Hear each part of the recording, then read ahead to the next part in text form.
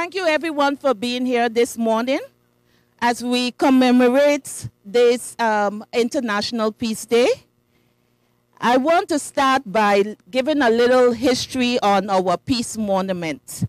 With the increase of crime and conflicts that we had in our community for the past years, back in 2014, our Rotary clubs, all the clubs on the island, joined together on a project where we decided we had to, somewhere or the other, promote peace in our community again. So back in 2014, we thought about erecting a symbolic piece of art representing peace, dignity, and prosperity. Therefore, we had the erection of the Peace Monument. Just going to give a little background on the mission of the Peace Monument. The Peace Monument is to convey our commitment to promoting world peace in our sincere belief that we will foster insight into the meaning of peace and empower members of our community to overcome violence and injustice. The St. Martin Club of Sunrise, what we do is every year for the International Peace Day, since the erection of the Peace Monument, we form some sort of activity in observance of peace on the island. For the past years, we had one of the year, we had a commemoration in remembrance of past Officer Gamali. We had one of the other years, we had a symbolic peace walk, and where we joined, we end here at the Peace Monument, and we stand in a circle, and everyone present gave a little speech on what peace meant to them. Allow me to begin by saying that peace is supposed to be a stress-free state of security and calmness that comes when there is no fighting or war. Everything coexisting in perfect harmony and freedom. I believe this best describes St. Martin, both French and Dutch, North and South. We generally live in a peaceful society that is not directly threatened by wars. Like many other countries in the world, in our society, we thrive on peace, as our differences are handled peacefully, and for this we should be grateful. Through the various community-oriented groups, we see the workings of partnerships while working for the ultimate dignity for all in our community, with persons of different ethnicities, religious backgrounds, and origins. As Minister of Justice, I have to ensure that there is peace and order in our community, that our borders are secured and not threatened by outside forces. Our main aim collectively should be to continue to provide and protect peace for all of our citizens within our authority. For there can be no peace or prosperity if we do not have safety and security. In order for world peace to exist, there must be peace in our community, and that begins with an inner peace. And that inner peace must be radiated throughout our community and the rest of the world. We must remain vigilant and proactive. When we look at the videos on social media with our students fighting, we are horrified, and some feel glorified. But when we see that cars pass by and the adults turn a blind eye instead of stopping it, we have to think again and reevaluate what we are doing. But we need to address this holistically. We cannot stay in a bubble and think that it will all go away or resolve itself. When we have tried everything and done our fair share, only then can we have a peace of mind. John F. Kennedy once said, "Peace is a daily, a weekly, a monthly process, gradually changing opinions, slowly eroding old barriers, quietly building new structures." This quote fits nicely with this year's theme of Partnership for Peace, Dignity for All. As achieving peace is something we have to work on continuously in order to achieve our goals as a society filled with peace, justice, nonviolence, and social change in our community. for which this monument that we are standing at was dedicated for in 2014. And as we join Rotary International on this International Peace Day, let us remember the luxury we have here in St. Martin, a peaceful community for everyone. Let us continue to work collectively to maintain the peace that reigns supreme in our communities. St. Martin, the island that we call home, that continues to coexist in perfect harmony and peace.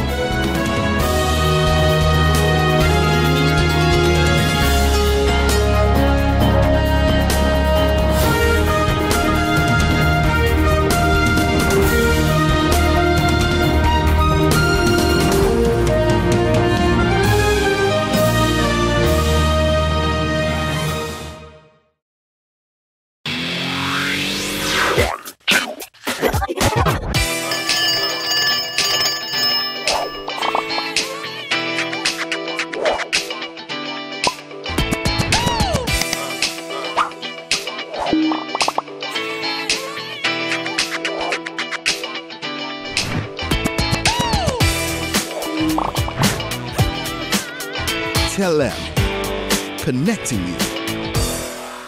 GEBE has been faithfully serving the communities of St. Martin, powering your home and our economy.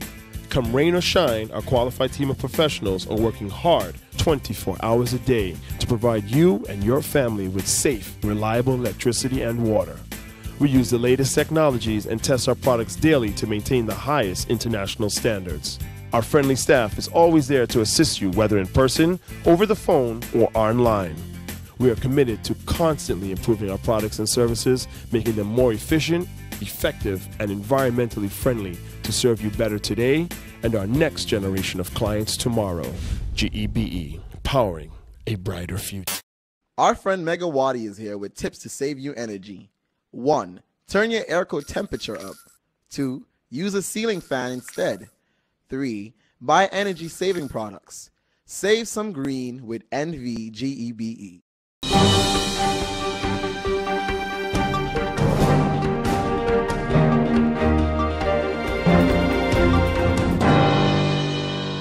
Pope John the 23rd once said, "A peaceful man does more good than a learned one." And I believe that that is true. In our world today, there are many atrocities being carried out upon people of all nationalities, race, and creed. Humanity has taken giant steps, and I also say giant leaps, with technology and science. Yet we have regressed in morality and in our virtues. On our island, we teach our children the value of education, but we have neglected to pass on the friendliness of our culture. Somewhere along the way, it became the norm for children to take weapons to school, expecting to fight, and for that fight to be encouraged and broadcasted on social media.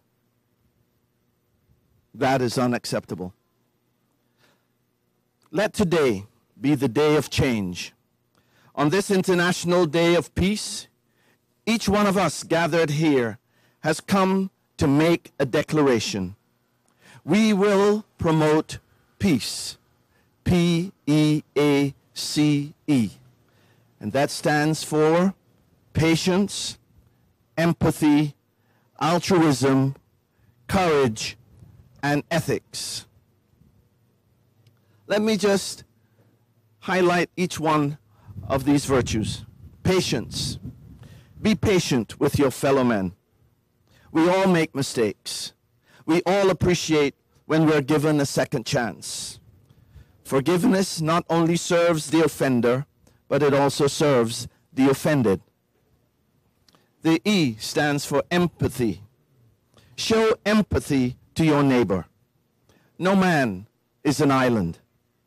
When you face injustice, and so do I. And when you celebrate a victory, I will also share in your joy. The A stands for altruism. Be kind to someone without expecting something in return. The C stands for courage. Stand up for what is right, even if it is frightening to do so. And E, ethics. Use ethics at all times. We must be guided by moral principles in everything we do every day. So let's promote peace, patience, empathy, altruism, courage, and ethics. Our commitment to these virtues must be a part of our lifestyle and of our character. By promoting peace, we will make our homes, we will make our country, and we will make our communities a better place for the next generation. Let us make this pledge, and I want you to join me as we declare today. Say, I declare peace in my land, peace in my home, and peace in my soul. Peacemakers and peacekeepers, I encourage you to carry out this pledge daily. God bless you, and may God bless St. Martin.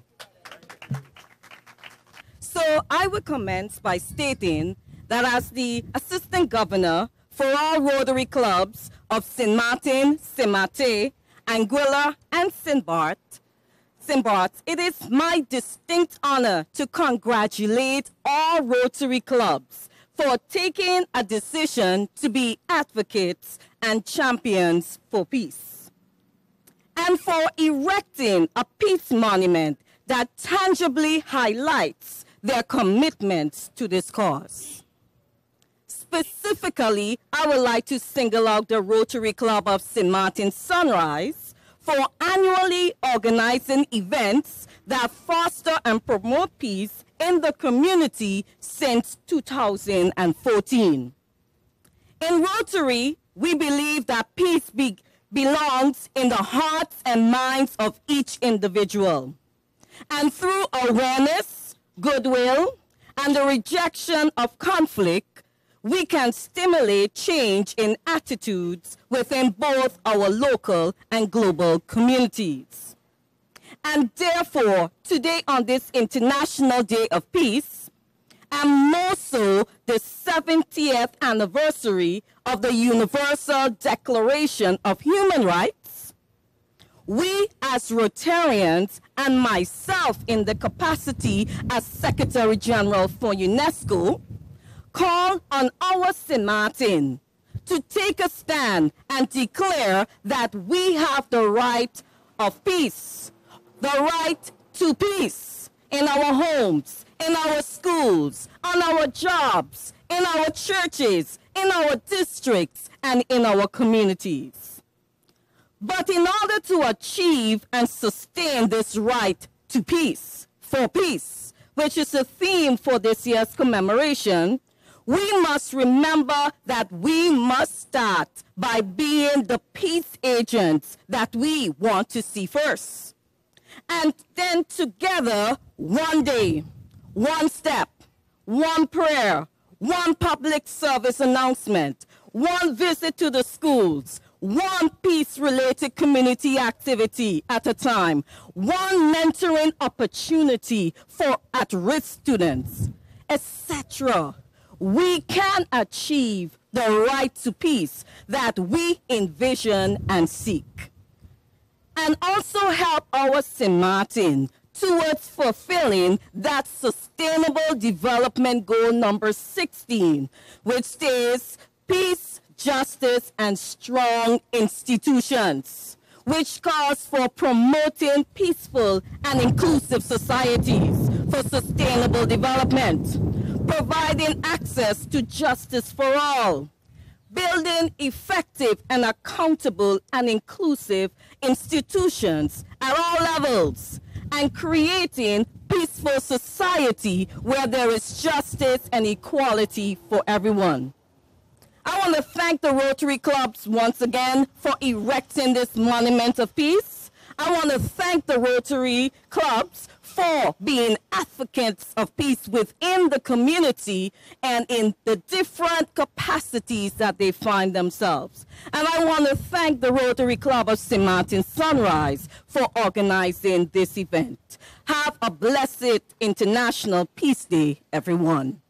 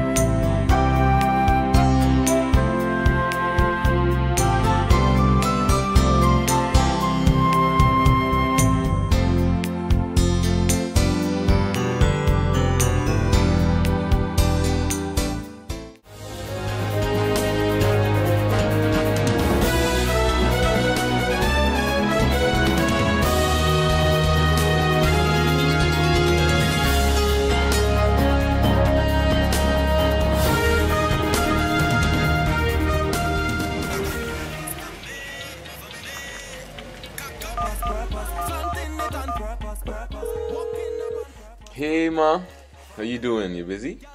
I hear, just paying some bills, taking care of business, you know what it is? I know, you're doing your online banking. I don't have to stand in those long lines to pay bills. I can transfer when I want. I can check my account wherever. It's like the bank open 24/7. I even here checking the statement right now as we're talking. How's Miami? Well, that's why I'm calling.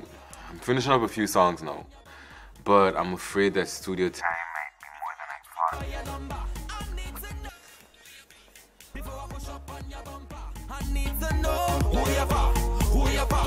thought. And I was wondering if I could get some help with some funds, and I could pay you back as soon as I get back to St. Martin. Let me check my account. How much you need? I think 500 should be enough. I can transfer it to you while online. Direct from me to you. No problem. Great. Thank you so much, Ma. I'll get online with Viv now. Alright, darling. You know who you're for? I need to know who you're for. Contact WIB today for your complete personal online banking experience. Available for all mobile devices. The Wynwood Islands Bank, now your online banking partner in progress.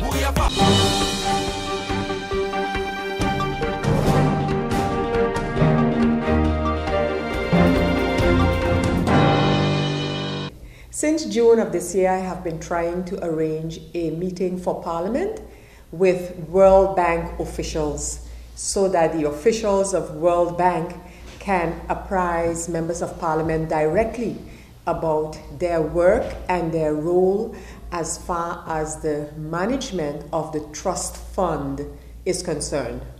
The World Bank is also partner in the steering committee, and so I have finally gotten a response because this contact has been made through the Prime Minister, and it now seems as if that meeting with Parliament can take place on the 26th of October. So we're looking forward of having the World Bank here present, or the officials at least here present at Parliament. You would recall that I mentioned my intention to do exactly this after it was reported that World Bank officials actually had a session with the second chamber in the Netherlands regarding St. Martin. So if that could have taken place, I believe it is also in the interest of St. Martin to hear from the World Bank officials directly regarding their work, their role, and the entire reconstruction process on St. Martin, in which the World Bank plays a very significant role. So again, that seems to be coming along, and it will take place in the month of October, late October. It is with keen interest that I took note of the signing of an MOU between the American University of the Caribbean, the AUC here on St. Martin, and the Harvard Medical School. And the reason why this MOU, the signing of this MOU, caught my attention was because I believe that St. Martin should make use of this MOU and get more involved. It could mean diversification for St. Martin in terms of the tourism on St. Martin. We can look closely at medical and educational tourism and should be able to piggyback on such a memorandum of understanding. Of course, it is not something that I directly can do or pursue. So what I have done, I have directed a letter with questions regarding this memorandum of understanding to the relevant ministers, which in my opinion are the Minister of Education, the Prime Minister, as well as the Minister of VSA and the public health part of the Ministry of VSA. I have not yet received any response, but I do believe that we here on St. Martin should be looking at all possible avenues and looking in all directions to continue to strengthen the economy of St. Martin, and where activities can be complementary to our tourism industry, this is where we have to be looking. The creativity that is needed in order to look beyond the regular box, to use a proverbial saying, I think we really have to tap into that creativity. And again, AUC is here on St. Martin, well established, and so a memorandum such as this one could also be useful and should be used by St. Martin.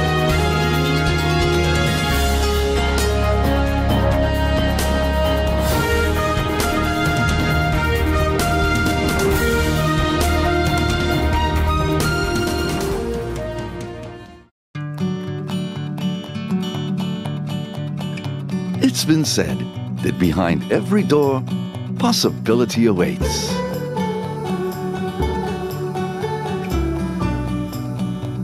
How much possibility depends on which door you open first.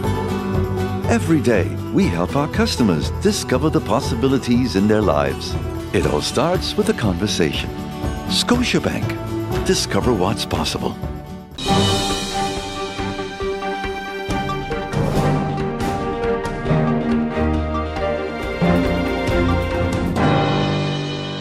The purpose of these seminar series is to call and to house, it's a call to house and to promote the production of knowledge, the arts and sciences, research, and the ideas of innovation already flourishing on St. Martin and in our region for the purpose of building a university that caters to the social needs, collective hopes, and the well-being of our country. Seminars will congregate local experts, professionals, activists, and policymakers in order to develop research and academic programs here at USM for courses and publications on the most pressing issues affecting the people of St. Martin, its government, and private sector. Each seminar will result in the production of guidelines for USM and the government of St. Martin to consider when contemplating the reconstruction of our institution of higher education. And just one word on that, I think, we've heard a lot about recovery, we've heard a lot about building back better St. Martin. Different players, different actors have been involved here. We hear how the Dutch government has been involved, how the World Bank has been involved, the role that private sector has to play. And I'm, once again, very happy to see this outcome because here at USM, we believe that our university has an essential role to play in the recovery and sustainable development of this country. And so I welcome our distinguished guests, dignitaries present, and friends of the university. And I really hope that from this and the following seminars, we can go forward to build our university and to build St. Martin. The government of St. Martin is partnering with the USM in bringing to you this lecture series, aiming to get an understanding or a better understanding about the 2030 Agenda for Sustainable Development. In September 2015, 193 UN member states, including the Kingdom of the Netherlands, so also Sint Maarten, they have adopted the 2030 Agenda for to eradicate hunger, reach more prosperity, and especially to save the earth, because those environmental goals is aiming to do that. So we focus today on the environment. I think most of us live with a clean environment in our hearts, but the practice is different. The same applies for the world leaders when they have put together the 2030 Agenda for Sustainable Development, the global goals, the 17 goals. Environmental sustainability, if you look at the 2030 Agenda, is core in this agenda. If you look closer at the global goals, we will notice that 8 of the 17 goals are directly or indirectly related to our environment. For example, SDG number 6, clean water and sanitation. SDG number 7, clean energy. SDG number 13, climate action. SDG 14, life on the water. And SDG number 15, life on land, are directly linked with the environment. Indirectly, we will see SDG number 9, innovation and infrastructure. SDG number 11, sustainable cities and communities. SDG number 12, responsible production and consumption. All of that geared to protect our environment.